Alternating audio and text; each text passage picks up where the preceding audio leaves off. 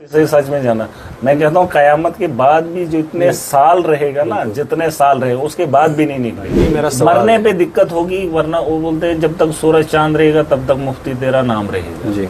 ये कौन सी बात है? वो क्या चांद पे गया? वो तो जमीन के नीचे और भी नीचे गहरा हुआ जी। ये झूठे हैं जो धर्म को बचाने के लिए शराब की दुकानों को धर्म की जगहों से अलग नहीं कर पाए। का एजेंडा है मुस्लिम एंटी पॉलिसीज लेकर आए देश के अंदर, ताकि दंगे फसादात माहौल खराब हो और राजनीति। मैं वही सवाल पूछ रहा हूँ उन भाजपाइयों से कि तुमने एलजी के होते हुए, एलजी तुम्हारा था, मोदी तुम्हारा था, तुम खुद उसके मतलब वर्कर रहे, आपने धर्म के ऐसी जगहों पे कैसे अलो किया जिनके ठेकेदार ये खुद ही। आज भी जब मैंने देखा हाउस के अंदर, उनकी क्वेश्चन ये थे कि माता वैष्णो देवी जो पवित्र जगह है, उस जगह पर शराब की दुकानें हैं और उनको हटाने के लिए उमर अब्दुल्ला की सरकार के साथ सवाल किया जाता है। मुफ्ती सईद के दौर में खूब खाया है, खूब लूट की है, खूब लूट खसूट की है, उसके भी बहुत सारे एविडेंस मेरे पास आए हैं, लेकिन मुझे उससे मतलब नहीं है उस तरह से।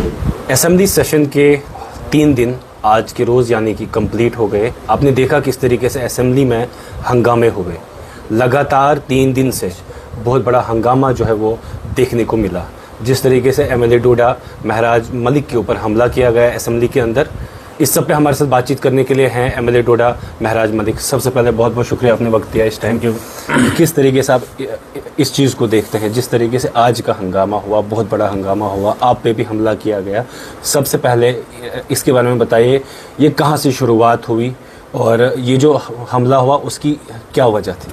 देखिए, ये एक प्री प्लान माहौल बनाया गया था, जिनका इरादा ऐसा ही था जी। और जो उन्होंने किया, क्योंकि भाजपा के लोगों को सवाल बहुत सुनने पड़ रहे थे जी। उनके लोग उनके मुखालिफ खड़े हो गए थे और एक तरफ से लोगों के कमेंट्स भी आ रहे थे, लोगों की बातें भी हो रही थी कि महाराज अकेला है और तुम 28 हो, बिल्कुल न तुम उसे ताकत से रोक पा रहे हो न बातों से उसे रोक पा रहे हो। तो बीजेपी के लोगों को रास्ता कोई समझ नहीं आ रहा है कि करना क्या चाहिए, तो उसके लिए ये प्लान किया था, लेकिन इसमें भी वो कामयाब नहीं हुए, क्योंकि इनके जो मखौटे हैं और उन मखौटों के पीछे इनके जो चेहरे हैं उनको बेनकाब करना ये हमारा मतलब कर्तव्य रहेगा, क्योंकि ये लोगों को धोखा दे रहे हैं जी। मैंने हमेशा यही बात की है कि बीजेपी को हक तब बोलने का है जब सरकार से काम करवाने हो जी।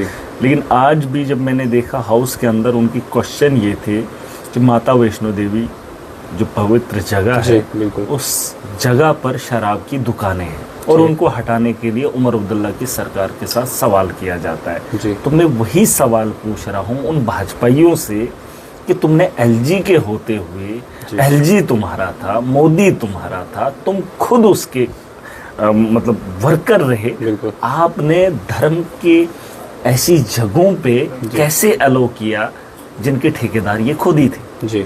आज इस सरकार से अगर मांग कर रहे हैं तो ये झूठे हैं जो धर्म को बचाने के लिए शराब की दुकानों को धर्म की जगहों से अलग नहीं कर पाए। मैं एक सुझाव देना चाहता हूँ कि अगर सच में आपको धर्म से हमदर्दी है, धर्म से, आपके यहाँ रेलवे स्टेशन के पास में मंदिर है, मंदिर के 10 मीटर की दूरी पे शराब की दुकान है, तोड़ दो बीजेपी वाले। अगर उनको तोड़ना नहीं बनता है, अगर उनको हिम्मत नहीं है, मुझे साथ लेके जाओ जी। धर्म की जगहों के बगल में ये चीज़ें होना गलत है, क्योंकि वहाँ बच्चे जाते हैं, औरतें जाती हैं, माएँ जाती हैं, बहनें जाती हैं। नहीं, ये जो वहाँ शराबी चलेगा तो पूजा क्या होगी? मैं चाहता हूँ कि जिस जगह को इतना सम्मान दिया जाता है, उस जगह पर भी इन्होंने इतने सालों से ठेके नहीं हटा पाए। अगर ठेके इन्होंने ही लगाए हैं तो उठवाने के लिए इस सरकार को क्यों मजबूर कर रहे हैं? ये धोखा दे रहे हैं, धर्म के नाम पे धंधा करते हैं। अब इनका धंधा हम चलने नहीं देंगे। राजनीति इंसानियत के लिए होगी, देश के मुस्तकबिल के लिए होगी। ठीक। तो जिस तरीके से हमने देखा, एक पीडीपी का भी वो वर्कर है जो बार बार आपके पास आ रहा है, कल की डेट में भी आया, आज की डेट में भी आया, जो बार बार प्रॉब्लम क्रिएट करने की कोशिश कर रहा था, वो क्या वजह है, वो क्यों आपके पीछे पड़ा हुआ है? देखिए, उन्होंने मुफ्ती सईद के दौर में खूब खाया है, खूब लूट की है, खूब लूट खसूट की है, उसके भी बहुत सारे एविडेंस मेरे पास आए हैं, लेकिन मुझे उससे मतलब नहीं है उस तर्ज पे कि उसने मेरे गरेबा पे हाथ डाला या मेरे मुखालिफ खड़ा हो गया तो अब उसके वो चीज़ें करूँगा, लेकिन उसको मैं बताना चाहता हूँ कि वैसे लोग बहुत हैं जो इन नेताओं का पक्ष लेते हैं, जिन्होंने नेताओं के साथ मिलकर गरीबों का खून खाया है। आप इस तरह पे एक ऐसे आदमी पे सवाल मत खड़े करो जो इंसानियत के लिए लड़ता आ रहा है, और मेरे साथ मेरा रब है, मेरे साथ मजलूम है। मजलूम कभी बिकता नहीं है, और जो मैं वोट लेकर आया हूँ इनका ख़रीदार मोदी भी नहीं हो पाया, और ये ज़मीर को बेचते नहीं हैं। अमीरों के ज़मीर बिकते हुए मैंने देखे हैं, लेकिन जो मजलूम है वो अपने ज़मीर को नहीं बेचता है। और इन लोगों को बता दो कि जिस तरह की तुम राजनीति कर रहे हो इस पर तुम्हें कोई भी हासिल नहीं होने वाला। अभी जिस जगह पे मुफ्ती सईद रहता है वहीं के इलाके के नौजवानों ने मेरे साथ हमदर्दी दिखाई, वो समझ गए, वो एक पढ़ा लिखा तबका है, उन्होंने कहा कि महराज मलिक ने सही कहा। अब इससे बढ़कर सबूत क्या दूं, क्योंकि मैं उस जगह पर कभी ज़िंदगी में गया ही नहीं। इस तरीके से लोग देख रहे हैं ये चीज़ें, और उन लोगों से मुझे गिला नहीं है, वो हवस है उनको। कुछ लोगों ने आप पे ये भी जो है नाराज़गी जताई है कि आपने उनको कहा कि वो मर चुके हैं। हाँ, मरा हुआ है, उस पर भी एक आप क्या बोलो, उस पर भी एक हुआ है। नहीं हुआ क्या मतलब, मैंने बोला मरा हुआ, आप क्या बोलोगे? मुफ्ती सईद को क्या बोलोगे आप? नहीं, अगर आपको कोई पूछेगा मुफ्ती सईद कहाँ है, आप क्या बोलोगे? हम कहेंगे कि मुफ्ती सईद इस दुनिया में नहीं रहे। हाँ, तो मैं तो बोल रहा हूँ मर गया। नहीं, मैंने कहा जो आपने बात की उस पे उन्होंने बोला। नहीं, ये जो मरना कोई गाली है क्या? नहीं, मरना कोई गाली नहीं, हर एक को मरना। तो मैंने बोला लेकिन मरने से पहले उसने, मेरा सवाल ये है कि प्रोपोगंडा क्यों बनाया गया उस चीज का, ये मेरा सवाल। मरने पे दिक्कत होगी, वरना वो बोलते हैं जब तक सूरज चांद रहेगा तब तक मुफ्ती तेरा नाम रहेगा। जी, ये कौन सी बात है? वो क्या चांद पे गया? वो तो जमीन के नीचे और भी नीचे गहरा हुआ होगा, क्योंकि उसने इतने गुनाह किए हैं, उसकी सजा भुगतते भुगतते कयामत भी आ जाए लेकिन गुनाहों में कमी नहीं होगी। इनको लगता है जो मुसलमान है, जिसका नाम मुसलमान है, वो जन्नत में जाएगा, और मुफ्ती सईद सच में जाना। मैं कहता हूँ कयामत के बाद भी जो इतने साल रहेगा ना, जितने साल रहेगा उसके बाद भी नहीं निकलेगा। ऐसी बात नहीं है।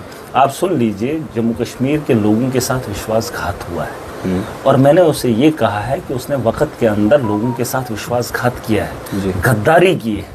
वो देखो, सरकार बनी उसकी, फिर सरकार ने उसको मौत से तो नहीं ना बचाया, लेकिन अगर वही आदमी मरने से पहले वफा करके जाता अपनी आवाम से, तो 2024 के चुनाव में पीडीपी को ये हाल नहीं देखना पड़ता। और इसका आपको क्या लगता है कि इसका जवाब मैं खुद दे रहा हूँ? इसका जवाब तो आवाम ने वोट की ताकत से दिया। बिल्कुल। और जब वोट की ताकत से उन्होंने दिया, मैंने तो जुबान से कहा, अगर वो गलत नहीं होता तो उसकी पार्टी की यह हालत नहीं हुई होती। उसने गद्दारी की है, और इस बात को ये बर्दाश्त नहीं कर पाए, एक बड़ा सच है, और इस सच को सुनने की हिम्मत होनी चाहिए।